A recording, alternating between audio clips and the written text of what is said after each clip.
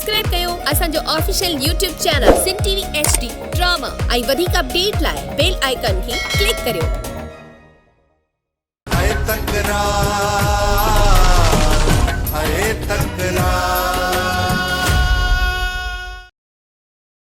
जावल खान असांजे तरफां ॻाल्हियूं ख़त्म थी चुकियूं आहिनि।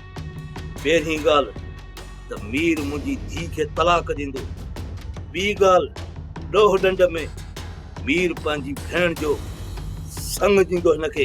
जे हिननि ॻाल्हियुनि ते राज़ी थिए थो त मूं ॾे न्यापो कजाए, न त हिते ढकी भली आहे। हल वक़्त मूंसां शादीअ खां पोइ तूं अञा वधीक मुसीबत में अची वेंदी मूमल।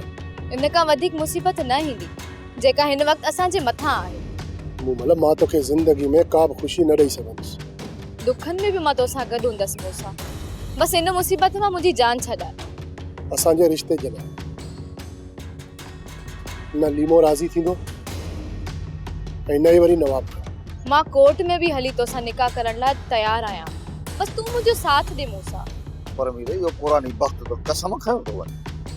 तुंहिंजी भेण तो आहे ई कोन। कूड़ो आ, पहिरे नंबर जो कूड़ो आ। बताए ॿुधाए जावल खान, अहिड़े कूड़े माण्हू खे कसम ॾियण घुर्जे? तो छा सोचो थई मीरे? भेण खे कीअं वापस कर? हुनजे लाइ मूंखे तव्हांजी मदद जी ज़रूरत पवंदी से जावल खान। तव्हां खे अॼु राति ईअं बि करे शेर अली जे मथां हमिलो करणो। हिन ॻाल्हि जो ख़्यालु रहे शेर अली खे थप्पो बि न पए त पोइ हुन ते हमिलो असां करायूं। सोप सीरियल तकरार तमाम एपिसोड ॾिसो हाणे HD क्वालिटी में। विजिट कयो असांजो YouTube चैनल सिन टीवी HD ड्रामा।